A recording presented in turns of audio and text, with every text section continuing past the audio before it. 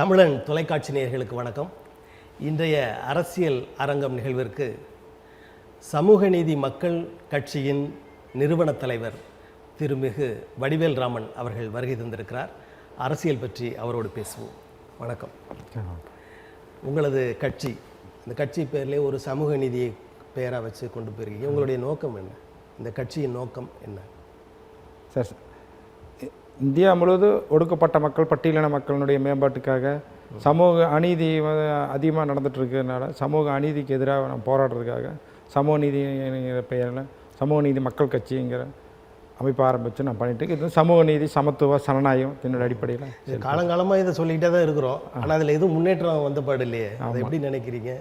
அது இப்போ பொதுவாகவே பட்டியலின மக்கள் இந்தியாவில் 100 கோடி மக்கள் தொகை இருக்கிற இந்தியா முழுவதுமே பட்டியலின மக்கள் வந்து கல்வி, வேலை வாய்ப்பு, பொருளாதாரத்தில் ரொம்ப பின்தங்கி இருக்கிறாங்க. அது காரணம் வந்து கல்விங்கிறது ரொம்ப இதாக. இப்போ உதாரணத்துக்கு வந்து இப்போ இந்த நீட் தேர்வு கொண்டு வந்தது, ஐஐடி, ஐஐஎம் போன்ற கல்வி நிறுவனங்களில் பட்டியலின மக்கள் வந்து ரொம்ப இது அதில் தான் தேவையற்றது இல்லைங்க. அதில் எல்லாம் வந்து பட்டியலின மக்கள் வந்து கல்வி பெற முடியறது இல்லைங்க. அதுக்கு வந்து அவருடைய பொருளாதார சூழ்நிலை அப்படி இருக்குது. அதுக்காக தான் பணம் இருக்கிறவங்க தான் நீட் எழுத முடியுன்ற நிலைமை வந்துருச்சு. ஏன்னா பயிற்சி வகுப்புகள் நடக்குது. அந்த மாதிரி சூழ்நிலையில் நம்ம மாதிரி மக்கள் இப்போ அரசு பள்ளியில் வந்து படிக்கிறவங்க வந்து நீட் தேர்வு வந்து எழுதுறது ரொம்ப சிரமமாக இருக்குது. ஏன்னா அது வந்து சிபிஎஸ்சி கல்வி முறையை கொண்டு வந்து படிக்கிறோம். சிபிஎஸ்சி கொண்டு சென்ட்ரல் போர்டில் படிக்கிறவங்க மட்டும்தான் அது படிக்க முடியும், எழுத முடியும். ஆனால் அந்த கல்வி பாடத்திட்டங்களே பல்வேறு சிக்கல் இருக்குது. அரசு பள்ளியில் படிச்சுட்டு தமிழ் வழி கல்வியில் படிச்சுட்டு அவங்க நீட் தேர்வு எழுதுறது சிரமம் இருக்குங்க. ஆரம்பத்தில் இருந்தே அவங்க இப்போ தனியார் பள்ளியில் வந்து சிபிஎஸ்சி பள்ளிக்கூடத்தில் வந்து நீட் தேர்வுக்காக ஆரம்பத்து கோச்சிங் கொடுக்குறாங்க, பல்வேறு இது கொடுக்குறாங்க. அது அந்த மாதிரி படிக்கிறவங்க அவங்களுக்கு நீட் தேர்வு எது கூட ஈஸியாக இருக்குது. இதுக்கு காரணம் இதில் வந்து அடிப்படை என்னன்னாங்க சார், இது பட்டியலின மக்கள், இது வந்து பட்டியலின மக்கள் வந்து கீழ்மட்டத்தில் இருக்கிற மக்கள் வந்து ஒரு எழுச்சி உருவாகி கல்வி ரீதியாக முன்னேறுவதற்கு தடுப்பதற்கு அரசாங்கம் செய்கிற வேலை இது. அதனால தான் அவங்க வந்து நீட் தேர்வு கொண்டு வந்து இப்போ நீட் தேர்வில் இந்தியா முழுவதும் இன்றைக்கு வந்து ஒரே ஊழல்ன்ற மாதிரி ஊழல். அதாவது ஒரு பயிற்சி அகாடமியில் படித்தவங்க குறைஞ்சது ஒரு 10 பேர் வந்து ஒரே அளவு மார்க் எடுத்துருக்குறாங்க. அந்த அதில் ஒரு மாணவர் வந்து 10th வந்து 10 மார்க் எடுத்திருக்க இயற்பியல் குஜராத்தில் இது நடந்திருக்கு. இது எவ்வளோ ஒரு சமூக அநீதிங்க. இது நினச்சி பாருங்க. அப்படி இருக்கிறப்ப இப்போ ஏழை மாணவர்கள் எப்படி உயர்கல்விக்கு வர முடியும்? குஜராத்தில் பல ஆண்டுகளாக இதில் ஊழல் தொடர்ச்சியாக நடந்துட்டு இருக்கு. அது இது இந்த மாதிரி இருக்கிறப்ப இது மாதிரி ஏழை மாணவர்கள் இது எப்படி படிக்க முடியுங்க? அதனால் இப்போ நீட் வேணான்னு நினைக்கிறீங்களா? நீட் கண்டிப்பாக அது ஒழிக்கப்பட வேண்டும். நீட் இருந்தால் தான் இப்போ +2 தேர்வு மார்க், +2 தேர்வு இப்போ மார்க்கின் அடிப்படையில் இப்போ கொடுத்தா நல்லாயிருக்கு. ஆனால் +2 படிச்சுட்டு மறுபடியும் நீட் படிக்கிறப்ப அது ரொம்ப சிரமமாக இருக்காதுங்க. அது ஏழை மாணவர்களுக்கு +2 படிக்கிறதே சிரமப்பட்டு படிக்கிறாங்க. அந்த மாதிரி இருக்கிறப்ப நீட்டில் தேர்வு வரப்போ நீட் தேர்வில் அது 720 மார்க் நீட் தேர்வில் வைக்கிறாங்க.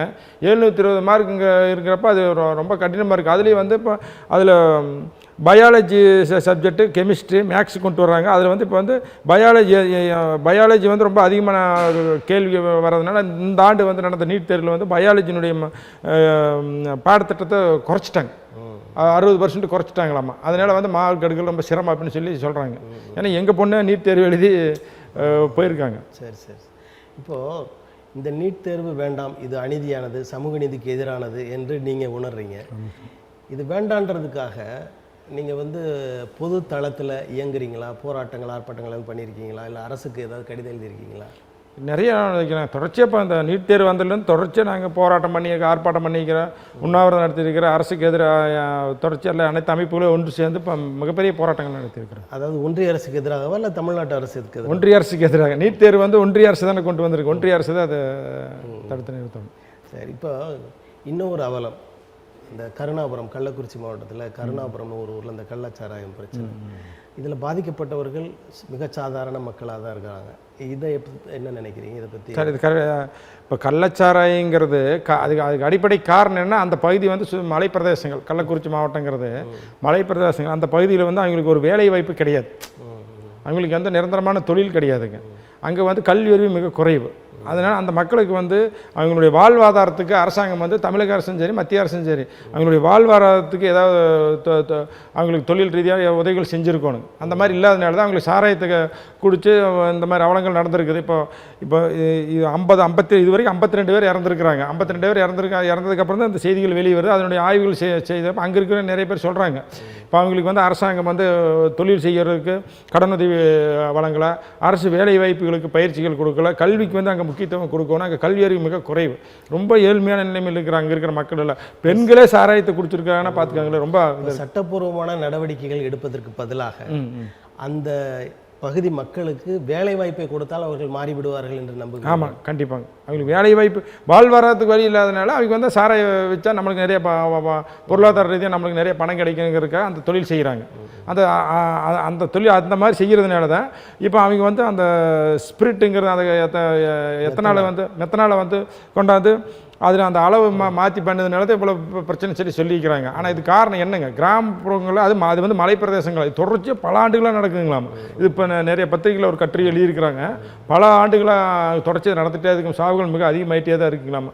இந்த கள்ளச்சாராயத்தை முற்றிலும் ஒழிக்கணும்னா அந்த கள்ளச்சாரம் இதுக்கு முதல்ல கள்ளச்சாராய காய்ச்சினவங்களுடைய பட்டியல் எடுத்து இந்த மாதிரி வழக்கு இருக்கிறவங்க, சிறையில் இருக்கிறவங்க, அவங்க குடும்பம் எப்படி இருக்குது, இதெல்லாம் ஒரு விசாரணை நடத்தி அந்த குடும்பங்களுக்கு அந்த குடும்பத்தை அந்த குழந்தைகளுக்கு பள்ளி படிக்க வைக்கிறதுக்கு, அப்புறம் மருத்துவத்துக்கு, வேலை வாய்ப்புக்கு, தொழில் செய்கிறதுக்கு, சுய தொழில் செய்வதற்கு இதுக்கெல்லாம் அரசாங்கம் வந்து நேரடியாக உதவி பண்ண, நேரடியாக மானிய கடனை திருப்பி செலுத்த வேண்டியது இல்லைங்க. அரசு நேரடி மானிய கடன் உதவிகள் பண்ணாங்கன்னா அவங்களுடைய வாழ்வாதாரம் மேம்படுச்சுன்னா, அவங்க இந்த கலாச்சாரத்தினுடைய அருமை அவங்களுக்கு தெரிஞ்சிருச்சுன்னா அவங்க உடனே வந்து அதுலேருந்து மீண்டும் வழி இருக்குது வழியாக. இப்போ செத்ததுக்கப்புறம் இல்லைன்னா ஒவ்வொரு தடையும் செத்ததுக்கப்புறம் 10 லட்சம் அப்படின்னு சொல்லி நான் சொல்ல வேண்டிய சூழ்நிலைக்கு போயிரு. ஏன்னா இப்போ விவசாயிகள் போராட்டம் நடக்குது, விவசாயிகள் இருக்கிறாங்க, வேறு ஏதாவது சாலை விபத்தில் இருக்கிற கூட அரசாங்கம் வந்து நிதி ரொம்ப மிக குறைவாக தான் கொடுக்குறாங்க. 3 லட்சத்திலிருந்து 5 லட்சம் தான் கொடுக்குறாங்க. மீனவர்களுக்கு 3 லட்சம், மீனவர்களுக்கு 3 லட்சம், சாராயத்தில் இருந்தவங்களுக்கு 10 லட்சம். 10 லட்சம் சாக அது மிகப்பெரிய ஒரு இதாக போயிட்டு இருக்கு பாருங்க. ஏன்னா அவங்க தொழில் செஞ்சு பண்றாங்க, தவறான நடவடிக்கைகள் எடுப்பாங்க. ஆமாங்க. இப்போ அதே நிறைய பேர் அந்த பகுதியிலே கள்ளச்சாராயத்தினால இப்போ கள்ளச்சாராயம் குடிச்சு செத்தா அந்த குடும்பத்துக்கு 10 லட்சம் கிடைக்குன்னு சொல்லி அது ஒரு சமூக சோசியல் மீடியாவில் அது ஒரு செய்தியாக போயிட்டு நடந்துட்டு இருக்கு, நிறைய போயிட்டு இருக்குதுங்க. ஏன்னா இது வந்து ஒரு அரசாங்கம் வந்து அதுக்கு கொடுக்கலாம், ஆனால் அது வந்து அந்த உதவித்தொகை கொடுக்கறது குறைக்கணும். அது இல்லாமல் வந்து அவங்களுக்கு தொழில் ரீதியாக சிலர் வந்து இது 10 25 லட்சம் கொடுங்கலாம் கேட்டுட்டு இருக்காங்களே. இது வந்து தவறான ஒரு முன்னுதாரணம் போயிருக்கு. விவசாயிகள் பாதிக்கப்பட்டு விவசாயிகள் டேக்கெட்டர் கடன் விவசாயி கடன் கட்ட முடியாத அவங்களுக்கு பாதிக்கப்படுறப்போ விவசாயிகள் தற்கொலை பண்ணிக்கிறாங்க. அவங்களுக்கு அரசாங்கம் வந்து 5 லட்சத்தில் 3 லட்சம் அல்லது 5 லட்சம் தான் கொடுக்குறாங்க. மீனவர்களுக்கு வந்து 3 லட்சம் தான் கொடுக்குறாங்க. ஆனால் நம்ம ஒரு கலாச்சாரத்தை குடிச்சிட்டு சேர்த்தவங்களுக்கு வந்து 10 லட்ச ரூபா கொடுக்குறது மிக அதிகம் சார். இது வந்து ஒரு தவறான முன்னுதாரணமாக போயிருக்கு. இப்போ திராவிட முன்னேற்ற கழகம், அண்ணா திராவிட முன்னேற்ற கழகம், இந்த 2 அரசுகளும் தான் மாறி மாறி வருது. இந்த 2 அரசுகளுமே அந்த பகுதி மக்கள் மேலே கரிசனை காட்டாமல் இந்த மாதிரி குற்றச்செயல்கள் நடக்குன்றதை கண்டுக்கறாமல் இருந்தாங்களா? ஆமாம், கண்டிப்பாங்க. இப்போ தமிழ்நாட்டை பொறுத்தளவுக்கு திராவிட கட்சிகளை தான் ஆட்சி மாறி திமுக அதிமுக மாறி ஆட்சி செஞ்சுட்டு இருக்கிறாங்க. இப்போ இவங்க நம்ம நினச்சி பாருங்கள், நாடு சுதந்திரம் அடைஞ்சு இப்போ 75வது பொன்விழா ஆண்டு நோக்கி போயிட்டு இருந்த காலகட்டத்தில் அந்த மக்கள் வந்து அவங்களுக்கு வாழ்வாதாரத்துக்கு வழி இல்லாதனால தானே இந்த மாதிரி இந்த சம்பவம் நடந்திருக்குது. இது வரைக்கும் ஆண்ட திராவிட கட்சிகள் தான் நம்ம குற்றம் சொல்லணும். அவங்க வந்து அந்த மக்களுடைய வாழ்வாதாரத்துக்கு அங்கே என்ன பண்ணாங்க, அங்கே வந்து கல்வி கூடங்கள் அதிகமாக இருக்குதா, வேறு ஏதாவது தொழில் கூடங்கள் அதிகமாக இருக்குதா, அவங்களுக்கு விவசாயம் அங்கே வந்து விவசாய தொழில் சார்ந்தவங்களுக்கு ஏதாவது வாய்ப்பு இருக்கா, இதையெல்லாம் நம்ம அவங்க எல்லாம் முன்னேற்றிருக்கோம். இதெல்லாம் முன்னேற்றத்தினுடைய காரணனுடைய விளைவு தான். மாறி 2 பேரும் மாறி குற்றங்கள் சொல்லிக்கிறாங்க இல்லையா, மக்கள் நலன் வந்து முறையாக அக்கறை செலுத்தாததுக்கு ஒரு மிகப்பெரிய குற்றச்சாட்டு. இப்போ வந்து முதலமைச்சர் வந்து வெளிப்படையாக பேசுவோம், அதை மாறுறதுக்கு என்ன வழி செய்யலாம், இதெல்லாம் பேசுகிறாரு. இவர் காலத்தில் இந்த மீதம் இருக்கிற காலங்களில் அந்த இடத்தில் மாற்றம் வரும் என்று நினைக்கிறீர்களா? அது நம்ம போக சொல்ல முடியுங்க. இப்போதைக்கு அது கரெக்டாக நம்ம எந்த எண்ணம் சொல்ல முடியாதுங்க. ஆனால் இருந்தாலும் இது ஒரு மிகப்பெரிய ஒரு முன்னுதாரணமாக இந்தியா முழுவதும் இது ஒரு மிகப்பெரிய ஒரு தமிழ்நாடு அரசு பொறுத்தவரைக்கும் இது ஒரு நம்மளுக்கு ஒரு அவலமாக தான் நினைக்கிறேன். ஆனால் இதுக்கு ஒரு அந்த மக்களை வந்து அதுலேருந்து மீள்றதுக்கு திட்டங்களை உடனடியாக வகுத்து அதுக்கு ஒரு சட்டத்தை இயற்ற வேண்டுங்கிறது நம்முடைய. இப்போ முத்துவேலர், கருணாநிதி, ஸ்டாலின் இது ஒரு திராவிட மாடல் ஆட்சி நன்றாக நடக்கிறது, நாங்கள் அப்படி பண்ணுவோம்லாம் சொல்லிட்டு இருக்காரு. இந்த ஆட்சி காலம் ஒரு 3 குறைந்த அந்த ஆண்டுகள் நடத்தியிருக்காங்க, ஒரு 4 ஆண்டுகள் நெருங்க போகிறாங்க. இந்த காலங்களில் இவர்களுடைய ஆட்சி எப்படி இருக்கிறது என்பதை உங்கள் பார்வையில் சார். இப்போ அதிமுக வந்து கடந்த 10 ஆண்டுகளை ஆட்சி செஞ்சுட்டு இருந்தாங்க. அந்த 10 ஆண்டுகள் ஆட்சியோட ஒப்பிடுகையில் இந்த 3 ஆண்டு ஆட்சி சிறப்பாக தான் இருக்குன்னு நம்ம சொல்ல முடியும். ஏன்னா இப்போ இவங்க வந்து திமுக ஆட்சி வந்ததுக்கப்புறம் சமூக நீதி திராவிட மாடல் ஆட்சின்னு ஒரு கொள்கை எடுத்து பண்ணிகிட்டு இருக்காங்க. அப்போ இந்த காலகட்டத்தில் மக்களுக்கு நிறைய நன்மைகள் நடந்திருக்குங்க. இப்போ உதாரணத்துக்கு மகளிர்களுக்கு இலவச பேருந்து பயணம் கொடுக்கறது, மகளிர் உரிமை தொகை கொடுக்கறது, நான் முதல்வன் கல்வி திட்டத்தில் அவங்களுக்கு உதவி பண்ணுறது, இந்த மாதிரி கல்வி ரீதியான நிறைய பண்ணுறதுனால மக்கள் மத்தியில் ஓரளவுக்கு வரவேற்பு இருக்குது. எந்த ஒரு திட்டங்களுக்கு உடனுக்குடன் ஒரு நடவடிக்கை எடுக்கிறாங்க. முதலமைச்சர் வந்து எல்லாரும் அந்த அதிமுக ஆட்சியில் முதலமைச்சர் சந்திக்கிறதுங்கிறது ஒரு சாதாரண விஷயமா சந்திக்க முடியாது. ஆனால் இப்போ வந்து முதலமைச்சர் எளிய சந்திக்கல, உடனடியே முதலமைச்சர் பாதிக்கப்பட்ட இடத்துக்கு போய் அவங்க நிவாரணங்களை வழங்குறாங்க. நீங்கள் சொல்கிறீங்க, ஆனால் இது வரைக்கும் அந்த கள்ளக்குறிச்சி கருணாபுரத்திற்கு முதலமைச்சர் செல்லவில்லையே, காரணம் என்ன? முதலமைச்சர் செல்லினா அவருடைய மகன் உதயநிதி ஸ்டாலின் உடனே செஞ்சு பார்த்துருக்காரு. இப்போ சட்டசபை நடந்துட்டு இருக்காது, போக மகனும் தந்தையும் ஒரே ஒன்று தானேன்ற மாதிரி. ஆமாம் ஆமாம், உதயநிதி ஸ்டாலின் போனாலும் ஒன்று தாங்க, அவர் முதலமைச்சர் போனாலும் ஒன்று தான். அதை ஒரு எதிர்ப்புக்கு ஒரு காரணமாக எடுத்துக்கொண்டு எதிர்க்கட்சிகள் பேசுகிறார்கள், அது நியாயம்தானா? அல்ல, அது தவறு, முற்றிலும் தவறானது. எப்படின்னா இப்போ ஒரு இடத்துக்கு அந்த முதலமைச்சர் போய் நேரில் போய் பார்த்து நம்ம என்ன செய்யறங்கிறது தான் முக்கியம். செயல்பாடு, நடவடிக்கைகள், அதுக்காக ஒரு நபர் தனி நீதிபதி தலைமையில் ஒரு ஆணையம் அமைச்சிருக்காரு. அங்கே இருக்கிற மாவட்ட ஆட்சியர், மாவட்ட காவல் கண்காணிப்பாளர் பணியிட மாற்றம் பண்ணிக்கிறாங்க. அங்கே இருக்கிற அந்த பகுதியில் இருக்கிற டிஎஸ்பி, அதிக காவல்துறை சம்மந்தமான கூண்டோடு எல்லாத்தையும் மாற்றிருக்கிறாங்க. அப்புறம் அவங்களுக்கு வந்து அரசு வேலை வாய்ப்பு வந்து கொடுக்கும். அந்த குழந்தைகள் இழந்தவனோட தாய் தந்தை இழந்தவனோட குழந்தைகளுக்கு மாதந்தோறும் 5000 உயர்கல்வி வரைக்கும் அரசு செலவு ஏற்றுக்கன்னு சொல்லி அறிவிச்சிருக்காரு. அது இல்லாமல் அந்த குடும்பத்துக்கு 10 லட்சம் நிதி அளிச்சிருக்காரு. இது இப்போ வரவேற்கத்தக்க விஷயமா போய் முதல்வர் வரவில்லை என்று அந்த எதிர்க்கட்சிகள் பேசுகிறாங்க. ஒரு காலத்தில் அந்த 4 மாவட்டங்கள் தென் தமிழகத்தில் வெள்ளம் வந்தபோது பிரதமர் நரேந்திர தாமோதர தாஸ் வரவில்லை என்று திமுக குற்றம் சாட்டியது. அவங்களுக்கு ஒரு நீதி, உங்களுக்கு ஒரு நீதியா? கரெக்டாக சொன்னீங்க. இப்போ சொன்ன மாதிரி ஒரு பிரதமரை வந்து நாட்டில் ஏதாவது சமாதானம் நடக்கிறது. இப்போ இங்கே ஒரு 52 பேருக்கு மேலே இறந்துட்டாங்க. இது வரைக்கும் பிரதமரே வந்து எட்டி பார்க்கல. மத்திய குழு இதை வந்து பார்வையிட சொன்னாங்க, அது வரவே இல்லைங்க. ஒரு பிரதமரே வந்து பார்க்காத பிரதமரை வந்து இது வந்து எதிர்க்கட்சிகளுடைய திட்டமிட்ட சதிதாங்க. இந்த பிரச்சனையில் வந்து இப்போ என்னென்னா இப்போ நடந்து முடிஞ்சு நாடாளுமன்ற தேர்தலில் 40 தொகுதியிலுமே மிகப்பெரிய ஒரு வெற்றி அடைஞ்சிருக்கிறதுனால இந்த நேரத்தில் இதையும் நான் இது உங்கள்கிட்ட கேட்கணும்னு நினச்சேன். நீங்களே சொல்கிறீங்க, பாரதிய ஜனதா கட்சியினர் இதை வேண்டுமென்ற இதை செஞ்சுருக்காங்கன்ற மாதிரி ஒரு பேச்சு அடிப்படுது. அது உண்மையோ பொய்யோ தெரியல. ஆமாம், பிஜேபிக்காரங்க தான் திட்டமிட்டு அதனுடைய அந்த மதுவிலக்குனுடைய ஆயத்தீர்வுத்துறை அமைச்சர் முத்துசாமி வந்து ராஜினாமா செய்யணும், தளபதி மு.க. ஸ்டாலின் அவர்கள் வந்து முதலமைச்சர் வந்து பதவியை ராஜினாமா பண்ணணும்னு சொல்லி தமிழ்நாடு முழுவதும் மறியல் போராட்டம் நடத்தி எல்லா பக்கம் கைதானாங்க. இது வந்து அரசியல் செய்யறதுக்காக செய்யறாங்க. அந்த நிகழ்வில் ஒரு ரவி என்ற ஒரு பாரதிய ஜனதா கட்சியை சேர்ந்த ஒருவர் அந்த இதை தயாரித்ததில் ஒருத்தர் அப்படின்னு சொல்லி ஒரு செய்தி வருது. ஆமாங்க, அவர் கைது பண்ணியிருக்கிறாங்க. அங்கே இருக்கிற பாஜகனுடைய முக்கிய பிரமுகர் கைது பண்ணிக்கிறார். அதிமுக சேர்ந்த நிர்வாகிகள் அந்த மெத்தனால் கொண்டு வந்து கொடுத்தான்னு சொல்லி அவரையும் கைது பண்ணிக்கிறாங்க. அங்கே சட்டமன்ற தொகுதியை வந்து சட்டமன்ற உறுப்பினர் அதிமுக சேர்ந்தவர் தான். அதனால இது வந்து எதிர்க்கட்சிகள் ஒரு இவர்கள் பெயரை கெடுப்பதற்காக திமுகனுடைய ஆட்சி வந்து சிறப்பாக போயிட்டு இருக்குது. ஆனால் இப்படி சொல்கிறீங்க நீங்கள். இப்போ இதுக்கு முன்னாடி நடந்த அரசுகள் இதை கண்டுகொள்ளாமலே இருந்திருக்காங்கன்னு அந்த குற்றச்சாட்டையும் வைக்கிறீங்க. இதை நான் எதை எடுத்துக்கிறது? சரி, இல்லை, நம்ம தவறு யார் வேணாலும் சுட்டி காட்டானுங்க. தவறு யார் வேணாலும் சுட்டி காட்ட வேண்டிய நம்ம சூழ்நிலையில் இருக்கிறேன். ரெண்டாவது தவறு எதனால் நடக்குதுன்னா அந்த மாதிரி தவறுகள் நடந்தனால தான் இந்த மாதிரி சம்பவங்கள் நடக்குது இல்லைங்க. போன அதிமுக ஆட்சியில் இந்த மாதிரி அந்த மக்களுக்கு பண்ணியிருந்தாங்க. இந்த மாதிரி சம்பவம் நடக்கிறதுக்கு வாய்ப்பு இல்லையே இல்லைங்க. அதனால் நம்ம தவறு பண்ண சுட்டி காட்டுறோம், நல்லது பண்ணுறப்போ அவங்களை பாராட்டும். மக்கள் இன்னொன்று சொல்கிறாங்க, என்னென்னு கேட்டிங்கன்னா, குறைந்த விலையில் அந்த மதுபானத்தை விற்கணும் டாஸ்மாகில். அதே மாதிரி ஏதோ ஒரு அளவு சொல்கிறாங்க, 180 என்னமோ, அதுக்கு கீழே 60, 90ன்ற அளவில் பாக்கெட்டு போடணும். அப்போ இந்த மாதிரி நிகழ்வுகள் நடக்காது என்று ஒரு சிலர் சொல்கிறாங்க. உங்களுடைய கருத்து என்ன அதில்? என்னுடைய கருத்து வந்து நம்ம தமிழ்நாட்டில் பூரண மதுவிலக்கு அமல்படுத்தானு. மதுங்கிறது மிகப்பெரிய ஒரு அரக்கன். அது எப்படி பக்கத்தில் எல்லாம் மது வச்சுக்கிட்டு நீங்கள் மாத்திரம் எப்படி இருக்க முடியும்? எப்படியாவது அடுத்த ஊருக்கு போய் வாங்கி சாப்பிட்டு வந்துடுவாங்க, இல்லை எடுத்துகிட்டா வந்துடுவாங்கல்ல. அது எப்படி நீங்கள் முழுசாக மதுவிலக்கு கொண்டு வர முடியும்னு நினைக்கிறீங்க? கண்டிப்பாக சாத்தியப்படுங்க. ஏன்னா பீகாரில் மதுவிலக்கு கொண்டு வந்திருக்கிறாங்க. 2-3 மாநிலத்தில் மதுவிலக்கு அமல்படுத்தி இருக்கிறாங்க. ஏன்னா மதுனால அந்த குடும்பத்துக்கு வந்து அவருடைய அன்றாட கூலியை வந்து மதுக்கடைக்கு கொடுத்து அந்த குடும்ப சீரழியுதுங்க. ஒரு தனிப்பட்ட நபர் வருமானம் எப்போ வந்து பாதிக்கப்படுது அப்போ தான் வந்து பொதுநலனும் பாதிக்கப்படும். ஆகவே அந்த ஒரு தனிப்பட்ட குடும்பத்துக்கு கல்விக்கு மருத்துவ சேலத்துக்கெல்லாம் இல்லாமல் ரொம்ப சிரமப்பட்டு இருக்கிறாங்க. அது காரணம் என்ன? மது தாங்க. அந்த மது வந்து ஒழிக்கணும். கடந்த சட்டமன்ற தேர்தலில் மதுவிலக்கு தான் மிகப்பெரிய பிரதான கோரிக்கையாக இருந்தது. அதாவது போன தேர்தல் அறிக்கையில் திராவிட முன்னேற்ற கழகம் மதுவிலக்கு கொண்டு வருவோம்னாங்க, ஆனால் தோற்று போயிட்டாங்க.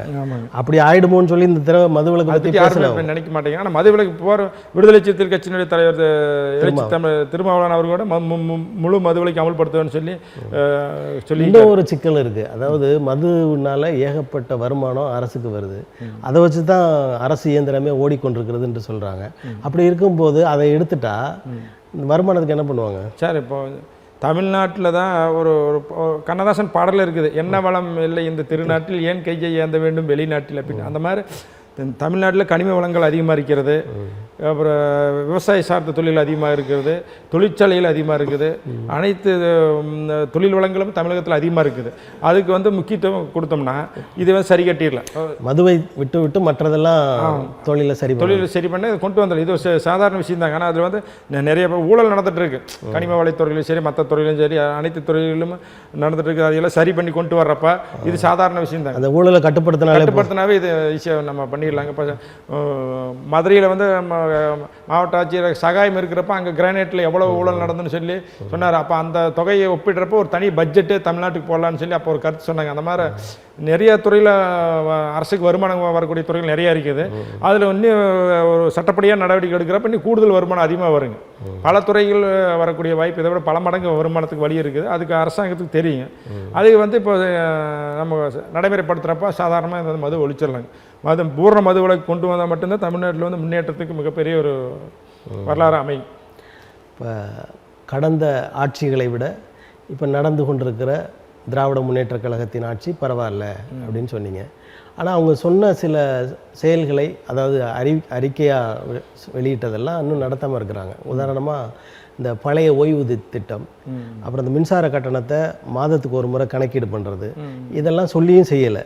இதை எப்படி பார்க்குறீங்க? சரி, இல்லை அது வந்து என்னென்னா இப்போ நிதி பற்றாக்குறை அப்படின்னு சொல்லி சொல்கிறாங்க. இப்போ மின்சாரத்துறையிலும் சரி, கல்வித்துறையிலும் சரி, மற்ற நகராட்சி நிர்வாகத்துறையிலும் சரி, இல்லை அனைத்து துறையிலும் பணியாளர்களுக்கு வந்து ஊதிய பிரச்சனை தொடர்ச்சியாக நடந்துட்டு இருக்குது. ஆசிரியர்களோடு தொடர்ச்சியாக போராட்டி இருக்கிறாங்க. சத்துணவு ஊழியர்களும் தொடர்ச்சியாக போராட்டி இருக்கு. அது வந்து நிர்வாகத்தில் வந்து நிதி பற்றாக்குறை ஏற்படுதுன்னு சொல்லி அந்த துறையினுடைய அமைச்சர் அப்போதைக்கு சொன்னாங்க. ஆனால் இதெல்லாம் சரி செய்ய வேண்டும். இன்னும் எங்களுடைய கோரிக்கை, சமூக நீதி மக்கள் கட்சி எங்களுடைய கோரிக்கை என்னென்னா, அரசாங்கத்துக்கு அவங்க பணியாளர்கள் வந்து நியமனம் பண்ணும்பொழுது அவங்களுக்கு வந்து குறைந்தபட்ச ஊதியத்தை கொண்டு வரணும் எங்களுடைய கோரிக்கை. கொண்டு வரணும். இப்போ எனக்கு தெரிய ஒருத்தர் வந்து ஒரு அரசு ஊழியரில் வந்து அது கல்வித்துறையாக இருந்தாலும் சரி, அல்ல மின்சார வாரியத்துறையாக இருந்தாலும் சரி, இப்போ அவர் பணி ஓய்வு பெற்றது வந்து இன்னும் 30 வருஷம் 40 வருஷம் ஓய்வு வாங்கிட்டு இருக்காரு. ஆனால் வந்து இது நாட்டில் எத்தனையோ இளைஞர்கள் படிச்சுட்டு வேலை வாய்ப்பு இல்லாமல் ரொம்ப வறுமை கோட்டுக்கீழே ஓய்வூதியம் வேண்டாம்னு சொல்கிறீங்களா? இல்லை, ஓய்வூதியம் இனிமேல் வரக்கூடிய காலங்களில் ஓய்வூதியத்தில் கொண்டு வரக்கூடாது. ஏன்னா அரசு வேலைக்கு போனால் என்னென்ன சலுகைகள் அதிகமாக இருக்கிறதுனால தான் மக்கள் வந்து அரசு வேலைக்கு விரும்புகிறாங்க. அந்த அரசு அப்படி பார்க்குறத விட எல்லா தொழில்களிலுமே ஓய்வூதியத்தை கொண்டு வர வேண்டும் அப்படின்ற ஒரு எண்ணத்தை, ஏன்னா வயது ஆகிட்டா எந்த விதமான உதவிகளும் இல்லை, வேலை செஞ்சு அவங்க சம்பாதிக்காதான வசதிகள் இல்லை. அப்படி இருக்கும்போது அந்த உயிரை உண்மையாக நினச்சி அவங்க வாழ்வதற்கான வசதிகளை செய்து கொடுக்க வேண்டியது அரசின் கடமை தானே. அப்படி இருக்கும்போது ஓய்வூதியம் வேண்டாம்னு சொல்கிறது எப்படி? இல்லை, இப்போ என்னென்னா, இப்போ ஒருத்தர் வந்து பணி ஓய்வு பெற்றோன்னா அவங்களுக்கு வந்து வருட கணக்கீட்டு போட்டு அவங்களுக்கு வந்து உரிய தொகை வந்து ஒன் டைம் செட்டில்மெண்ட், ஒரே செட்டில்மெண்ட் பண்ணிடுறாங்க. அதை மொத்தமாக முடிச்சிடுறாங்களே, அந்த மாதிரி அப்புறம் கஷ்டப்படுறாங்க. ஏன்னா இந்த மாதிரி தொடர்ச்சி அவங்களுக்கு கொடுத்துட்டே இருக்கிறதுனால தான் மற்ற புதுசாக வந்து இளைஞர்களுக்கு வேலை வாய்ப்பு உருவாக்க முடியாமல் போகுதுங்க சார். அதுக்காக நான் சொல்ல வர்றேங்க. இப்போ ஏற்கனவே வேலை இப்போ போக்குவரத்து துறையிலும் சரி, வருவாய்த்துறையிலும் சரி, இப்போ ஆயிரக்கணக்கான காலிப்பணிகள் இருக்குது. அது வந்து நிரப்ப முடியாமல் போயிட்டு இருக்குது. காரணம் என்னென்னா இந்த மாதிரி இது இன்னும் ஒரு எனக்கு தோணுது. அதாவது ஓய்வூதியத்தை எடுத்துட்டு மருத்துவமும் உணவையும், அதாவது 58 ஆண்டுகளுக்கு அந்த ஓய்வுக்கு பிறகு இதை வந்து அரசே கொடுத்தா எப்படி இருக்குன்னு நினைக்கிறீங்க? ஆமாம், கண்டிப்பாக வந்து இப்போ மருத்துவம் வந்து, ஏன்னா வயதான பிறகு மருத்துவம் நிச்சயமாக வேணும். ஆமாங்க, உணவு வேணும். அது மாத்திரம் அதை அரசு எடுத்து நடத்தலாமா? இல்லைங்க, பொதுவாகவே வந்து தமிழ்நாட்டில் வந்து மருத்துவத்தையும் கல்வியும் அரசாங்கம் தான் நடத்தணும். ஆனால் இப்போ மருத்துவம் கல்வி யாருக்கிட்ட இருக்குது? தனியார்கிட்ட தான் போய் இருக்குது. ஆமாம், மது அங்கே இருக்குது. மது வந்து அரசாங்கத்துக்கிட்ட இருக்குது. இதையெல்லாம் நம்ம சிந்தித்து பார்க்கணும். ஆனால் அரசாங்கம் வந்து இதையெல்லாம் ஒரு ஆய்வு பண்ணணும். ஏன்னா இப்போ உங்களுக்கு விலைவாசி உயர்வுக்கு என்ன காரணம் சொன்னால், இப்போ பெட்ரோல் டீசல் விலையினுடைய உயர்வு வச்சு லாரி வாரியாக அதுக்கு வச்சு அதனுடைய பின்தொடர்ச்சி மறைமுகமாக அனைத்து பொருளுடைய விலைவாசிக்கு உயர்வு காரணம். அந்த மாதிரி வந்து இப்போ இந்த மாதிரி பிரச்சனைகள்னால தான் அரசுக்கு கெட்ட பேர் ஆகிறதுக்கு வாய்ப்பு இருக்குது. இப்போ பொதுமக்களுக்கும் பல்வேறு இடையூறுகள் ஏற்படுறது காரணம் இந்த மாதிரி திட்டங்களை வந்து உடனடியாக நிறுத்தணும். இப்போ தமிழ்நாட்டை பொறுத்தவரை நீங்கள் சமூக நீதி சமத்துவம்லாம் பேசுனீங்க. சமத்துவ கட்சினே ஒரு கட்சி வச்சுருந்த ஒருத்தர் பாரதிய ஜனதாவோட போய் சேர்ந்தார். அதை பற்றி என்ன நினைக்கிறீங்க? சமத்துவ சிவகாமி சரத்குமார் சரத்குமார். சரத்குமார் தான் அவரே சொல்லிட்டார். நானே என் மனைவி தூங்கிட்டு இருந்தேன், நடுராத்திரியில் திடீர்னு எதிர்த்து நான் கேட்டேன் அப்படின்னு சொல்லுவாங்க. அது சார்ந்த சோசியல் மீடியாவில் கூட சொல்லியிருந்தாங்களே. அதாவது அது ரொம்ப வந்து நம்ம வந்து அவருடைய கொள்கை, அது நம்ம அவர்களுக்கு சொல்ல முடியாது, அவருடைய முடிவு அந்த பெயருக்கு எதிரான நடவடிக்கைன்னு சொல்லலாம். ஆமாம் ஆமாம் ஆமாம், அது ரொம்ப முக்கியமான இதெல்லாம். அது வந்து அந்த நம்ம இந்த இடத்துல நம்ம அது அவருக்கு கருத்து சொல்ல வேண்டியது. சரி சரி. அதாவது நான் தனியாக தான் நிற்பேன், தனியாக தான் ஆட்சிக்கு வருவேன் என்று தொடர்ந்து தனித்து நிற்கிற சீமான், அவருடைய வாக்குகள் அதிகரித்து வருகிறது. அவருடைய எதிர்காலம் எப்படி இருக்கும்? அவருடைய நடவடிக்கைகள் சரிதானா? உங்களுடைய பார்வை எப்படி? சார், இப்போ சீமான் வந்து கடந்த சட்டமன்ற தேர்தலில் ஈரோட்டில் நடந்த சட்டமன்ற இடைத்தேர்தலில் வந்து பிரச்சாரம் பண்ணுறப்ப அங்கே கருங்கல்பாளையங்கிற இடத்துல பொதுக்கூட்டத்தில் பேசுகிறப்போ வந்து அங்கே இருக்கக்கூடிய ஈரோட்டில் பெரும்பான்மையாக இருக்கக்கூடிய பட்டியலின சமூகத்தை சேர்ந்த அருந்தி சமூக மக்களை இந்த பகுதிக்கு வந்து வந்தேரியில் வந்தார், விஜயநகர பேரரசு காலத்துலேருந்து வந்தேரியில் அழைக்கப்பட்டு வந்தவர்கள் என்று சொல்லி பேசி அது வந்து அந்த மக்களை புண்படுத்த மாதிரி சொல்லி நாங்கள் தான் ஈரோட்டில் தொடர்ச்சியாக போராட்டம் நடத்தி அவர் மேலே அங்கே வழக்கு பதிவு. உங்களுடைய இருப்பிடம்லாம் ஈரோடு தான்? ஆமாம், ஈரோடு தான். நாங்கள் தான் இப்போ அங்கே அவருக்கு எதிராக போராட்டம் பண்ணி அங்கே வழக்கு பதிவு வச்சா. ஆனால் சீமான் அவர்கள் வந்து சில கொள்கைகள் ஏற்றுக்கொள்ளக்கூடிய கொள்கைகள் இருந்தாலும் அவர் வந்து இப்போ நடைமுறைக்கு சாத்தியப்படாது. இப்போ எது ஏற்றுக்கொள்ள, அவர் சொல்கிற கொள்கைகளில் எது ஏற்றுக்கொள்ளக்கூடியது என்று நினைக்கிறீர்கள்? அவர் வந்து இப்போ விவசாயத்துக்கு முக்கியத்துவம் கொடுக்கணும்னு சொல்லி சொல்கிறார். அது நம்ம வரவேற்கலாங்க. படித்த இளைஞர்களுக்கு வேலை வாய்ப்பு வேணும் அப்படின்னு சொல்லி சொல்கிறார். அதெல்லாம் நம்ம வரவேற்கலாம். ஆனால் இப்போ அவர் வந்து நான் வந்து கூட்டணி அமைக்க மாட்டேன், நான் தனியாக தேர்தல் நிற்பேன் அப்படின்னு சொல்லி பண்ணுறப்ப அவர் பாஜகவுக்கு பிடிஎம்ஏ அவர் இப்போ அப்படிங்கிற ஒரு சந்தேகம் மக்கள் மத்தியில் வருது. இப்போ வந்து ஓட்டை பிரிக்கிறப்ப அது ஏதாவது ஒரு அணிக்கு வந்து சாதகமாக தான் போகுது. நம்ம வெற்றி பெற தொடர்ந்து பாஜக எதிர்த்து பேசிக்கிட்டு இருக்காரு. பேசிட்டு அது பேச்சு வந்து வேறங்க, மறைமுக வேறங்க. ஆமாம், அது வெளியே தான் அப்படி பேசுகிறாரு, வெளியே மறைமுகமாக ஏதோ சம்திங் பண்ணுறாரு. ஒன்றிய அரசு இப்போ வந்து ஒரு சிறுபான்மை அரசு என்ற நிலையில் மைனாரிட்டி கவர்மெண்ட்ன்ற மாதிரி 2 பேரோட துணையோடு அவர் ஆட்சி நடத்த போகிறார். இந்த 2 பேரும், அதாவது சந்திரபாபு அவர்களும் பீகாரின் அந்த ஐக்கிய ஜனதாதள கட்சியும் தொடர்ந்து இவங்களுக்கு ஆதரவு கொடுப்பாங்களா, இல்லை இடையில கழட்டிப்பாங்களா? எப்படி உங்களுடைய பார்வை எப்படி? சார், தெலுங்கு தேசம் கட்சி ஆந்திர முதல்வர் சந்திரபாபு நாயுடு சரி, பீகார் நிதிஷ்குமார் இருவருமே மிகச்சிறந்த அரசியல்வாதிகள், தந்திரசாலிகள், அரசியல் நுண்ணறிவு பெற்றவர்கள். சரி, அதனால் அவங்ககிட்ட வந்து அவங்க நாளைக்கு இந்த பொது சிவி சட்டம் இந்த மாதிரி பல்வேறு பிரச்சனைகள் வர்றப்போ ஒத்த கருத்து அவர் ஏற்படுறதுக்கு வாய்ப்பு இருக்குது மிக குறைவு. அதனால் பிஜேபியினுடைய கொள்கைங்கிறது அவங்க வந்து ஆர்எஸ்எஸ்னுடைய சங் பரிவாரனுடைய அமைப்பினுடைய செயல் திட்டத்தை தான் அவர் செயல்பட்டு இருக்காரு. மோடி வந்து தனிப்பட்ட முறையில் ஒரு முடிவில் எடுத்தாலும் அது பண்ண முடியாதுங்க. ஆர்எஸ்எஸ்ஸும் சங் பரிவார அமைப்புகளும் ஒரு செயல் திட்டத்தை வச்சு அந்த செயல் திட்டத்தை வடிவமைக்கிறப்ப இவங்க அதுக்கு சந்திரபாபு நாயுடுமே நிதிஷ்குமார் அதுக்கு எதிராக தான் இருப்பாங்க. நிச்சயமாக வந்து இந்த ஆட்சி வந்து தொடர்றது இல்லை. இப்போ பீகாரில் வந்து எல்லாரும் செய்கிறதுக்கு முன்னாடி நிதிஷ்குமார் என்ன பண்ணார், சாதிவாரி கணக்கெடுப்புன்னு எடுத்தார். ஆனால் அதை பாரதிய ஜனதா அந்த கொள்கை அளவில் ஏற்காது. இப்படி இருக்கிற போது அந்த சாதிவாரி கணக்கெடுப்பை எடுத்து இடஒதுக்கீடை செய்யுமா பாரதிய ஜனதா கட்சி? கண்டிப்பாக செய்யாது. இடஒதுக்கீடே வந்து கொடுக்கூடாதுன்னு சொல்கிற கட்சி தான் பிஜேபிங்க. அது வந்து இடஒதுக்கீடு கொடுக்க மாட்டாங்க. அங்கே வந்து இப்போ நிதிஷ்குமார் வந்து இப்போ பிஜேபியினுடைய ஆதரவோடு ஆட்சி அமைச்சிட்ருக்காரு. சட்டமன்ற தேர்தலுக்கு அப்போ பிஜேபியினுடைய ஆதரவு அவருக்கு தேவையில்லைன்னு வர்றப்போ கண்டிப்பாக மாறிடுவார். அவர் இப்போ 2-3 தடவை மாறிட்டார். ஆனால் நிதிஷ்குமார் வந்து கரெக்டாக பண்ண மாட்டார்னு சொல்லி சொல்கிறாங்க. அவர் மிகப்பெரிய ஒரு அரசியல் ராஜதந்திரி. நிச்சயமாக வந்து அவர் காங்கிரஸ் ஆதரவு கொடுத்து மீண்டும் காங்கிரஸ் ஆட்சி வர்றதுக்கு ஒரு வாய்ப்பு அவர் அமைச்சு கொடுப்பான்னு எங்களுடைய நம்பிக்கை. ஐயா, உங்கள் பகுதியில் இந்த கவுண்டம்பாளையத்துலலாம் ஏதோ பிரச்சனைகள் சொல்கிறாங்க. அது சம்மந்தமாக நீங்கள் ஒரு ப்ரெஸ் மீட்டு கூட ஏற்பாடு பண்ணியிருக்கீங்க. இதை பற்றிய கருத்துக்களை சொல்லுங்கள். ஐயா, இப்போ திரைப்பட நடிகர் ரஞ்சித் அவர் வந்து ஜூலை 5ஆம் தேதி திரைப்படம் வந்து வெளியிடுறதா சொல்லி ஒரு டெய்லர் இப்போ வெளியிட்டிருக்காரு. அந்த படத்தினுடைய பேர் வந்து அவரே எழுதி இயக்கியிருக்கார். அந்த படம் கவுண்டம்பாளையம் படம் பேர். ஏன்னா கொங்கு மண்டலத்தில் மேற்கு மாவட்டங்கள் அதிகமாக இருக்கிறது கவுண்டர் சமுதாயம் தான். அதனால் அந்த கவுண்டம்பாளையங்கிற பேரில் ஒரு படத்தை எடுத்திருக்காரு திரைப்படம். அந்த படத்தினுடைய டெய்லர் கவுண்டம்பாளையங்கிற பேரில் அங்கே ஒரு சட்டமன்ற தொகுதியே இருக்குது கோயம்புத்தூர். அப்போ அந்த படத்தினுடைய டெய்லரில் பார்க்குறப்ப என்ன வந்து குறிப்பாக சாதி மறுப்பு திருமணங்களுக்கு எதிராக இந்த மாதிரி எங்களை மாதிரி சமூக நீதி போராளிகள் வந்து இழிவுபடுத்தியும், இந்த மாதிரி பட்டியலின மக்களை வந்து மாட்டுக்கருதிங்கிற இழிவுபடுத்தியும், அப்புறம் அதில் இது சொல்லியிருக்காருங்க. அதாவது என்னென்னா ஓசிகே கட்சி தலைவர் பேசுகிறேன் அப்படின்னு சொல்லி ஒருத்தர் பேசுகிற மாதிரி ஒரு ஒரு சீன் அதில் வருதுங்க. அந்த விசிகே கட்சி சொல்கிறதுக்கு அவர் ஓசிகே கட்சின்னு சொல்லியிருக்காருங்க. இந்த மாதிரி ஒரு சமூகத்துக்கு எதிராக, சமூக நீதிக்கு எதிராக ஒரு படம் வந்து எடுத்து வெளியிட்டு ஜூலை 5ஆம் தேதி வெளியிடுறாரு. அந்த படத்தை வந்து தமிழக அரசு உடனடியாக தடை பண்ணும். அது இல்லாமல் இப்போ வந்து 2 நாளைக்கு முதல்ல அவர் ஒரு பேட்டியில் சொல்லியிருக்காரு, நான் வந்து சாதி வெறியும் தான், எங்கள் சாதியை நான் காப்பாற்ற சாதி வெறின்னு பேசினேன். இந்திய அரசியல் அமைப்பு சட்டம் என்ன சொல்லுதுன்னா, ஆர்டிகல் 17 வந்து தீண்டாமை முற்றிலும் ஒழிக்கப்பட்டு விட்டது, சாதிகள் கிடையாது அப்படின்னு சொல்லி சொல்லுது. ஆனால் அந்த சட்டத்துக்கு எதிராக அவர் பேசுகிறார். அதனால கண்டிப்பாக அவர் கொடுத்த அந்த பேட்டியை வச்சு காவல்துறை அவர் மேலே வழக்கு பதிவு செய்து கைது செய்வதற்கு நான் சட்டத்தில் இடம். இப்போ நீங்கள் பத்திரிகையாளர் சந்திப்பு ஏற்பாடு பண்ணியிருக்கீங்களா, இதில் வந்து எதை வலியுறுத்தி நீங்கள் அந்த பத்திரிகையாளர் சந்திப்பை வந்து நிகழ்த்த போகிறீங்க? சரி, இப்போ சமூக நீதி என்பது சாதிகள் ஒழிக்கப்பட வேண்டும் என்று சொன்னால் புரட்சியாளர் அம்பேத்கர் அவர்கள் வந்து இந்திய அரசியலமைப்பு சட்டத்தை உருவாக்கும் போது சொல்லியிருக்காரு, எஸ்சி சமுதாயமும் பிசி சமுதாயமும் ஒன்று சேர வேண்டும். ஒன்று சேருவது என்பது காதல் திருமணங்களில் தான் ஒன்று சேரும், கலப்பு திருமணங்கள் நடைபெறும் பொழுது தான் அங்கே சாதி ஒழிக்கப்படும். அப்படி அதுதான் சமூக நீதி என்று மிக தெளிவாக சொல்லியிருக்கிறார். அதன் அடிப்படையில் தான் இப்போ சாதி மறுப்பு திருமணங்கள் நடைபெற்று வருகிறது. அது வந்து பல பகுதியில் கலப்பு திருமணம் சொல்லுவாங்க. அந்த சுயமரியாதை திருமணம் தந்தை பெரியார் அவர்களுடைய பாணியில் சொல்லணும், அதாவது சுயமரியாதை திருமணம்.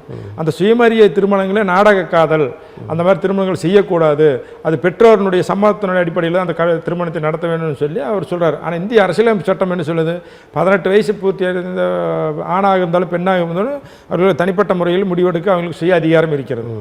ஆனால் 18 வயசு முடிஞ்சவங்களே திருமணம் பண்ணும்போது தந்தையார் பெற்றோருடைய தாய் தந்தையினுடைய ஒப்புதலை பெற வேண்டும் என்று அந்த சாதி வெறி பிடித்த நடிகர் ரஞ்சித் சொல்கிறார். இந்த மாதிரி சொல்கிறாருன்னா அவர் வந்து அது மைய கருத்தை வச்சு ஒரு திரைப்படத்தை எடுத்திருக்காரு. ஆனால் அந்த திரைப்படத்தினால தமிழகம் முழுவதும் மிகப்பெரிய ஒரு போராட்டம் நடத்தக்கூடிய சூழ்நிலை இருக்குது. அந்த படம் வெளியிட ஜூலை 5ஆம் தேதி தமிழ்நாடு கேட்குறீங்களா, அதை தடை செய்யணும், அந்த திரைப்படத்தை வந்து தமிழக அரசு உடனடியாக தடை செய்யணும். அப்படி தடை செய்யாவிட்டால் 5ஆம் தேதி அந்த திரைப்படங்கள் திரையிடும் பொழுது அனைத்து திரையரங்கள் முன்பு போராட்டம் முற்றுகை போராட்டம் நடத்துவதாக அனைத்து அமைப்புகளும் நான் முடிவு செய்திருக்கிற முற்போக்கு அமைப்புகள் அனைத்தும். ஏன்னா ஒரு சாதி மறுப்பு திருமணம், சுயமரியாதை திருமணத்தை வந்து அது வந்து நாடக காதல், அதை ஏமாத்துறாங்க. இந்த மாதிரி வந்து அதில் வந்து அந்த படத்தினுடைய ட்ரெய்லரை வச்சு பார்க்குறப்ப அந்த படத்தில் வந்து எங்களை மாதிரி சமூக நீதி போராளிகளை வந்து கேவலப்படுத்தும் மாதிரி, மாட்டுக்கறி சாப்பிட்றவங்களை வந்து கேவலப்படுத்த, பட்டியலின மக்களை இழிவுபடுத்தி கேவலப்படுத்தி எடுத்திருக்காங்க. இது வந்து மிகவும் கேவலமாக இருக்கிறது. இந்த உணவு பழக்க வழக்கங்களை அந்த பாரதிய ஜனதா கட்சியும் ஒரு முறை இப்படிலாம் சொல்கிறாங்க. இவங்க 2 பேரும் ஒரே பாதையில் போயிட்டு இருக்கிறது மாதிரி நினைக்கிறீங்களா? ஆமாம், ரஞ்சித்துமே வந்து பிஜேபிக்காரது மாதிரி தான். ஏன்னா பிஜேபி கட்சி தான் ஒரு தடவை மாட்டுக்கறி வந்து சாப்பிடக்கூடாது அப்படின்னு சொல்லி ஒரு கொண்டு வந்தாங்க. அது மிகப்பெரிய ஒரு பிரச்சனை உருவாகி அப்புறம் மறுபடியும் சொல்லிட்டாங்க. ஏன்னா அதாவது இந்திய அரசியலமைப்பு சட்டம் ஆரம்பத்தில் என்ன சொல்கிறாங்கன்னா, அவன் என்ன சாமி அதாவது கடவுள் வழிபாடுறது, மத வழிபாடு, சமுதாயம் சாப்பிட்றது எல்லாமே அவனுடைய விருப்பம். அவன் என்ன பண்ணலாம். அப்படி இருக்கப்ப அது சட்டத்தை மீறிய செயல் அல்ல அவங்களா இந்த மாதிரி பண்ணுறாங்க. ஆனால் இப்போ ரஞ்சித் அவர் வந்து சமூக நீதி பேசுகிறாரு, சமூக நீதிக்கு எதிராக நான் பேசுகிறேன், சமூக அநீதி அப்படி சொல்லி சாதி வெறின்னு தான் சொல்லி சொல்கிறாரு. ஆனால் அவரே வந்து இதே அவர் இருக்கிற கோயம்புத்தூர் பக்கத்தில் தான் பொள்ளாச்சியில் வந்து கடந்த அதிமுக ஆட்சியில் பாலியல் வன்கொடுமை நடந்தது, மிகப்பெரிய பாலியல் வன்கொடுமை. அப்போ அதுக்கு அவர் எந்த ஒரு கருத்து சொல்லலை. அது பெண்கள் தான் பாதிக்கப்பட்டாங்க. அதே அவங்க சமூகத்து பெண்கள் தான் பாதிக்கப்பட்டாங்க. அது ஒரு அமைச்சரும் அதில் இப்போ பாதிக்கப்பட்டாங்க. அப்போ அவர் எந்த ஒரு கருத்து சொல்ல முடியல. இப்போ மணிப்பூரில் ஒரு கலவரமாச்சு, பெண்கள் பாதிக்கப்பட்டாங்க, பாலியல் வன்கொடுமை நடந்து, டெல்லியில் பாலியல் வன்கொடுமை நடந்து பெண்களுக்கு அப்போவெல்லாம் அவர் வாய் திறக்கவில்லை. ஆனால் இப்போ வந்து ஏன் திடீர்னு வந்து அவருடைய சாதி பெண்களுக்கு, அவருடைய உறவுக்கார பெண்களுக்கு ஏதாவது நடக்கும்பொழுது மட்டும்தான் சாதி ரீதியாக சொல்லி இது இயல்பு தானே. உங்களுக்கு நம்ம குடும்பத்தில் ஒரு பிரச்சனை நடந்தால் அதை உடனே எடுப்போம், வெளியூர்னா கொஞ்ச நாள் கழித்து அதை பேசுவோம், இல்லை பேசாமல் கூட விடுவோம். அது இயல்பு தானே. ஐயா, இப்போ நம்ம காதல் என்பது அனைவருக்கும் இயற்கையானது. காதல் என்பது அனைவருக்கும் இயற்கையானது. அதை வந்து அது வந்து வயசு கோளாறுனால அப்போ அது 18 வயசுக்கு மேலே இருக்கிறவங்க இப்போ பெரும்பாலும் பட்டதாரிகள், யூஜி படிச்சவங்க, பிஜி படிச்சவங்க, நல்ல வழக்கறிஞர் இருக்கிற டாக்டராக இருக்கிறவங்க கூட காதல் திருமணம் பண்ணுறாங்க. அதில் நம்ம யாரையும் சொல்ல வரல. அப்படியோ அனைத்து அறிவும் உள்ளவங்க இப்போ படித்த எஜுகேட்டட் ஃபேமிலிக்கு காதல் திருமணம் செய்வது அவர் எதுக்குறார். அது வந்து நாடக காதல், அதை ஏமாத்துறாங்க. இந்த மாதிரி அவங்களுக்கு வந்து எங்களை மாதிரி சமூக நீதி போராளிகளை சப்போர்ட் பண்ணுறாங்க, அவங்களெல்லாம் கைது பண்ணணும்னு சொல்லி ஒரு மிகப்பெரிய ஒரு சட்டம் ஒழுங்கு பாதிக்கூடிய செயலை செஞ்சுருக்காரு. அந்த கவுண்டம்பாளையம் படத்தை வந்து தமிழக அரசு உடனடியே தடை செய்யணும். தடை செய்யலைன்னா கண்டிப்பாக வந்து தமிழகம் முழுவதும் அது மிகப்பெரிய ஒரு போராட்டத்தை உருவாக்கும். அமைதியாக இருக்கிற தமிழ்நாட்டில் ஒரு போராட்ட களத்தை உருவாக்கும். நடந்து முடிந்த 18வது நாடாளுமன்ற தேர்தலில் நம்ம நாமக்கல்லில் வந்து ஒரு கேண்டிடேட் வேட்பாளரை அறிவித்தாங்க, ஈஸ்வரன் அவர்கள் தலைமையிலான கட்சி. அவர் ஏற்கனவே இதை பற்றி நாடக கதையெல்லாம் பேசினவர். அதனால் ஒரு எதிர்ப்பு வந்தோன்னே அவங்கள எடுத்துட்டாங்க. எடுத்துகிட்டு வேற ஒருத்தரை போட்டாங்க, அவர் வெற்றி பெற்றிருக்கிறார். அந்த மாதிரி நீங்கள் இந்த மாதிரி எதிர்ப்பு தெரிவித்தா ரஞ்சித் மாறுவாருன்னு நினைக்கிறீங்களா? கரெக்டாக சொன்னீங்க. அந்த தேர்தலில் கடந்த நாடாளுமன்ற தேர்தலில் நாமக்கல் தொகுதி கொங்குநாடு மக்கள் தேசிய கட்சியினுடைய வேட்பாளர், அந்த கட்சியினுடைய மாநில இளைஞர் சொல்லி சூரியமூர்த்தி அவர்கள் வேட்பாளர் அறிவிச்சிருக்காங்க. சூரியமூர்த்தி ஊர் எங்கள் ஊர் ஒரே ஊர் தாங்க. சரி சரி. அப்போ உடனே நான் தான் உடனே அதுக்கு ஒரு அறிக்கை விட்டேங்க. உடனடியாக நாங்கள் வந்து அவர் வந்து இது மாதிரி அங்கே வந்து ஒரு எஸ்சி வன்கொடுமை நடக்கிறப்ப அந்த வழக்கு பதிவு தப்பு. அப்புறம் அதே மாதிரி ஆலய நுழைவு போராட்டம் வந்து அங்கே இருக்கிற தலித் மக்கள் ஆலயத்துக்கு நுழைவுனா அதுக்கு ஒரு போராட்டம் நடக்கிறப்ப அதில் வந்து ஆதிக்க சாதி வெறிகளோடு சேர்ந்துக்கிட்டு சூரியமூர்த்தி வந்து பேசிய வீடியோ மிகப்பெரிய ஒரு வைரல் ஆச்சு. அது இல்லாமல் அவர் அந்த காஞ்சி கோயிலில் 2001ஆம் ஆண்டு காஞ்சி கோயிலில் நடந்த அந்த சாதி மறுப்பு திருமணத்துக்கு எதிராக நடந்த கூட்டத்தில் தான் அவர் அந்த பேச்சு பேசுகிறார். அந்த பேச்சு வந்து மிக மோசமான பேச்சு, அது பேசவே முடியல. அந்த மாதிரி பேசுகிறப்போ அந்த பிரச்சனை இந்த மாதிரி பண்ணுறவர் ஒரு பொது வெளியில் எப்படி வேட்பாளராக நிற்க முடியும்? அந்த மாதிரி இருக்கப்போ நாங்கள் சமூக நீதி பேசிட்டு திராவிட மாடல் ஆச்சு, சமூக நீதி ஆட்சி நடக்கிற அந்த கூட்டணியில் இருக்கிற நாங்கள் வந்து அவருக்கு பிரச்சாரம் பண்ணோன்னா நீங்கள் அவரை மாற்றணும், இல்லைன்னா நாங்கள் வந்து அந்த தேர்தலை புறக்கணிப்போம், நாங்கள் வெளியேறோம் அப்படின்னு சொல்லி நாங்கள் பயங்கரமாக அறிக்கை விட்டோம். தொடர்ச்சி எல்லா அமைப்புகளும் அதுக்கு ஆதரவு அறிக்கை விட்டதன் விளைவு அப்புறம் உடனே முதலமைச்சர் வந்து அந்த வேட்பாளரை மாற்றிட்டாங்க. இப்போ மாதேஸ்வரனுங்கிற அந்த தொகுதியில் இன்னும் மாடி வெற்றி பெற்றிருக்காரு.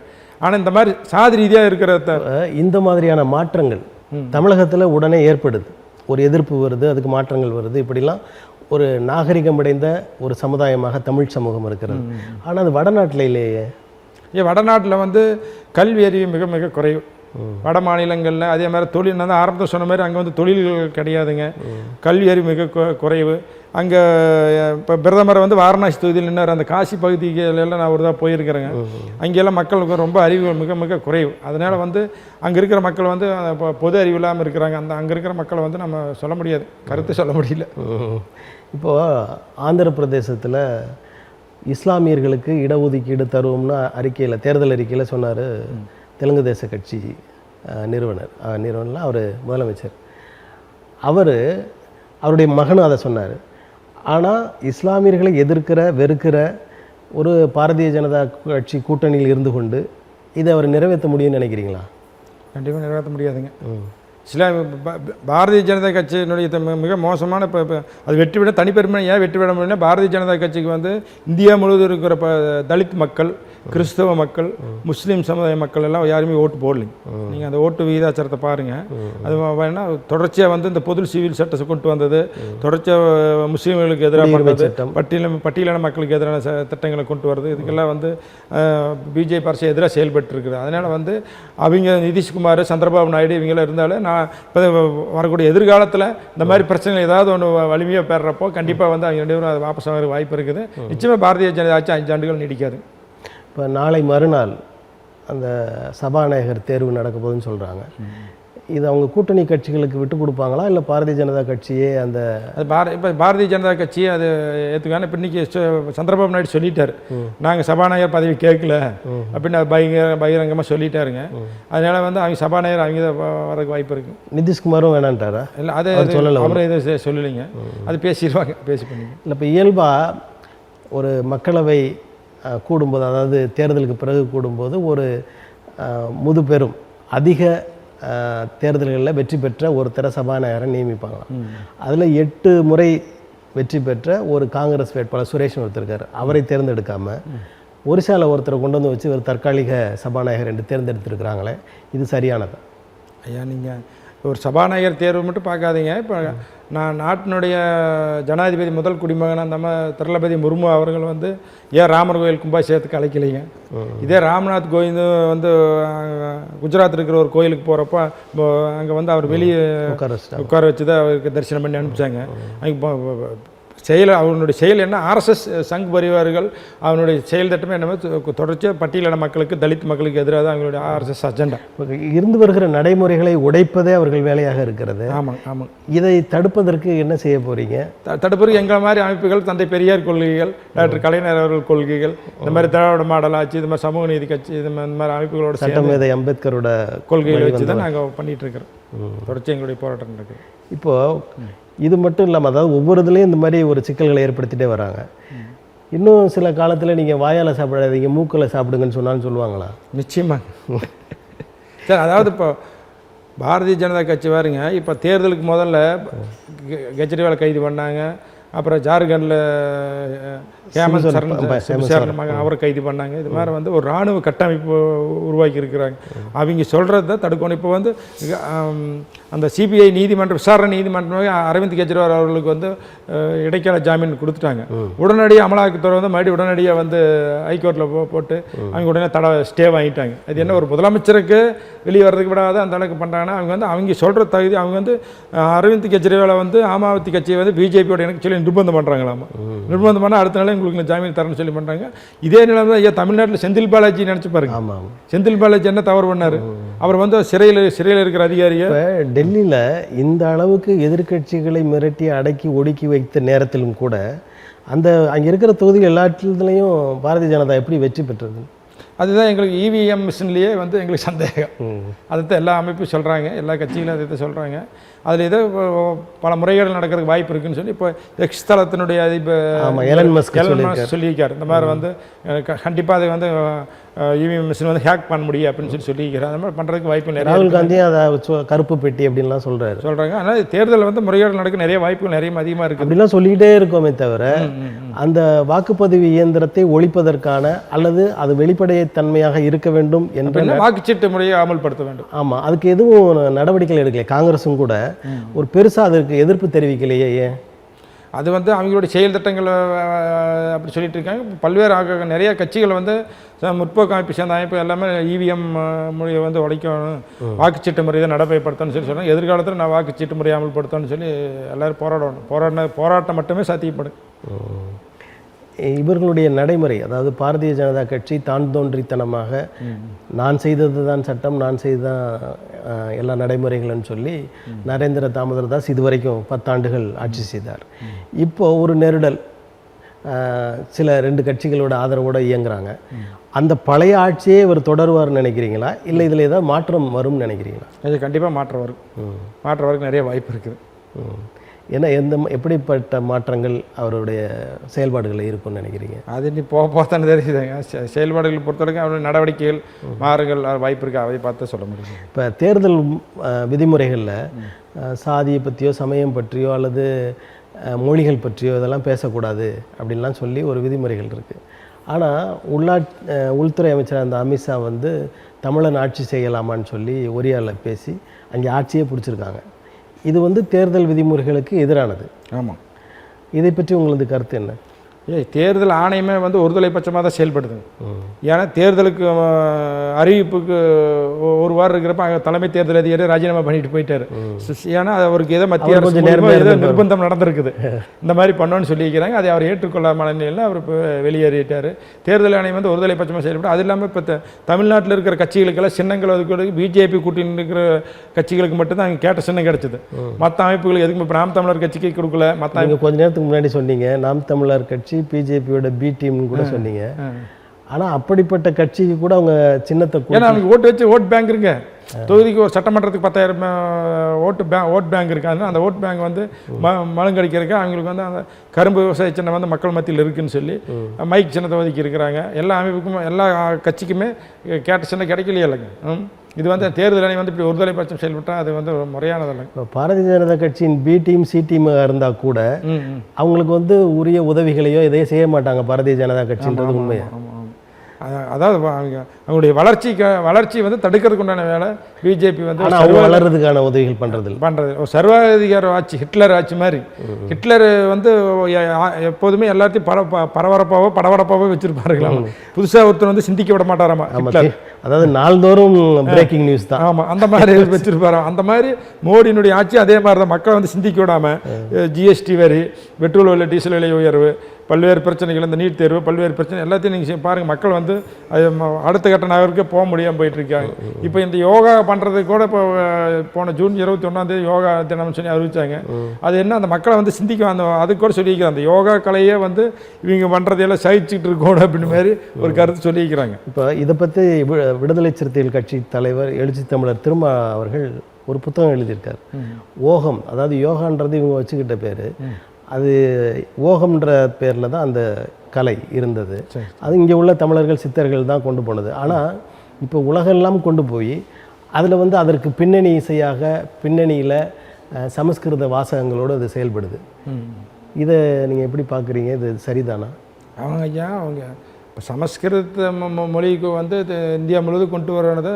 இப்போ தமிழ்நாட்டில் வந்து தமிழுக்கு அடுத்து சமஸ்கிருதம் இந்தியும் தான் கொண்டு வந்திருக்கிறாங்க. ஆனால் சமஸ்கிருத மொழியில் தான் அந்த இதை சொல்கிறாங்க. அதை பற்றி எனக்கு முழு விவரமும் தெரியாது. இருந்தாலும் வந்து அந்த யோகா கலைங்கிறது ஒரு இருட்டடிப்பு வேலைகள், இருட்டடிப்பு வேலை தான் செய்கிறாங்க மத்திய அரசு.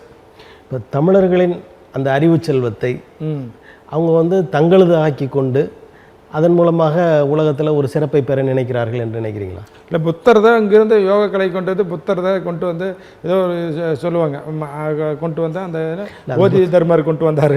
அதுக்கு முன்னாடி புத்தருக்கு முன்னாடியே இங்கே சித்தர்கள் நிறைய இருந்து அவங்களால தான் அந்த கலைகள் வந்ததுன்றது வரலாறு. ஆனால் எல்லா வரலாறையுமே தொடர்ந்து மாற்றிக்கொண்டே இப்போ இவருக்கு நம்ம திருவள்ளுவர் அவர்களுக்கு பூணூல் போடுறது, காவியுடை அணிவது, இதெல்லாம் நீங்கள் எப்படி பார்க்குறீங்க? இது வந்து அதான் பாஜக அரசு வந்துங்க ஒட்டுமொத்தமாகவே அனைத்து செயல்லையுமே இப்போ திருவள்ளுவர் நீங்கள் சொன்ன திருவள்ளுவர் காவியுடை அணிவது, பூணூல் போடுவது, அது இல்லாமல் தொடர்ச்சி பல்வேறு சொல்லாங்க விவசாயிகள் பிரச்சனைன்னு நம்ம சொல்லாங்க. இப்போ பஞ்சாபில் வந்து ஒரு நாட்டினுடைய பிரதமர் வந்து ஒரு நிகழ்ச்சிக்கு போயிட்டு மக்கள் விவசாயிகள் போராட்டம் பண்ணி தடுத்து திருப்பி வந்து ஒரு நாட்டினுடைய பிரதமரே அந்த நாட்டுக்குள்ளே போயிட்டு திரும்பி வர்றதே வரலாறு எங்கேயுமே இல்லை. இந்த மாதிரியெல்லாம் நடந்திருக்குது. இதெல்லாம் எதுக்கு நான் இப்போ ஒரு இப்போ தேர்தலுக்கு முதல்ல ஒரு மாதத்துக்கு முதல்ல ஒரு விவசாயி நடு ரோட்டில் சுட்டு தள்ளிட்டாங்க போராட்டம் பண்ண விவசாயி. புரியுதுங்க? அந்த மாதிரி தொடர்ச்சியாக வந்து விவசாயிகளுக்கு எதிராகவும், பட்டியலின மக்களுக்கு எதிராகவும், கிறிஸ்துவ மக்களுக்கு எதிராகவும், முஸ்லீம் மக்களுக்கு எதிராகவும் பொருளாதார ரீதியாக பல்வேறு தாக்குதல் நடத்திட்டு இருக்காங்க மத்திய அரசு. ஆனால் மத்திய அரசு வந்து இது மிகப்பெரிய மக்களுக்கு எதிராக தான் ஆட்சி நடந்துகிட்டு இருக்குது.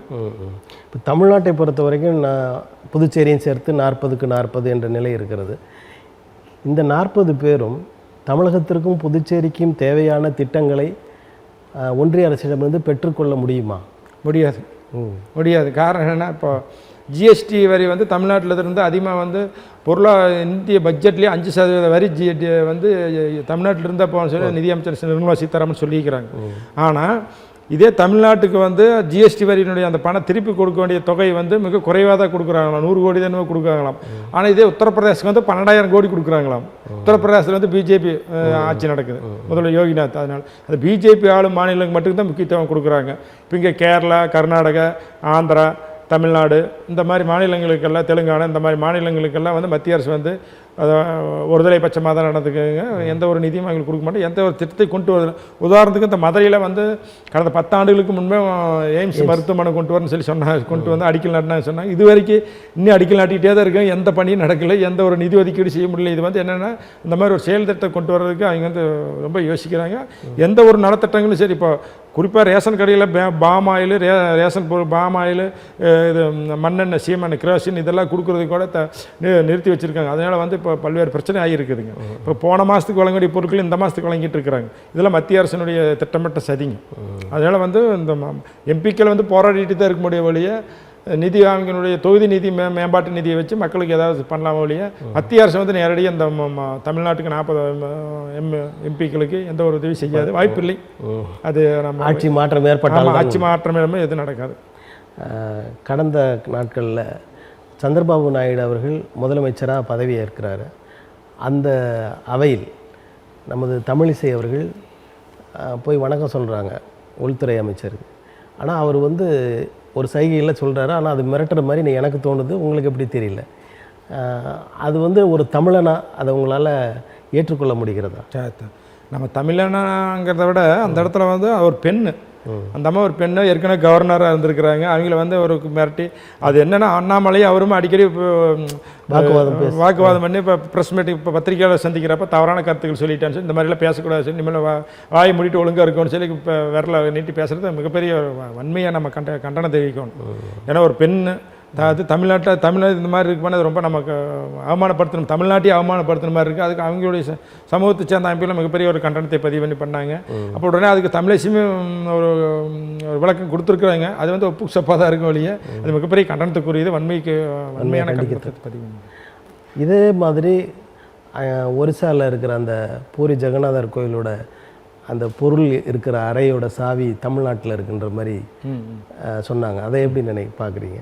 ஐயா அதை பற்றி நம்மளுக்கு விவரம் எனக்கு தெரியாது. சரி, அதாவது திருடன் சொல்கிற மாதிரி ஒன்று சொன்னாங்க.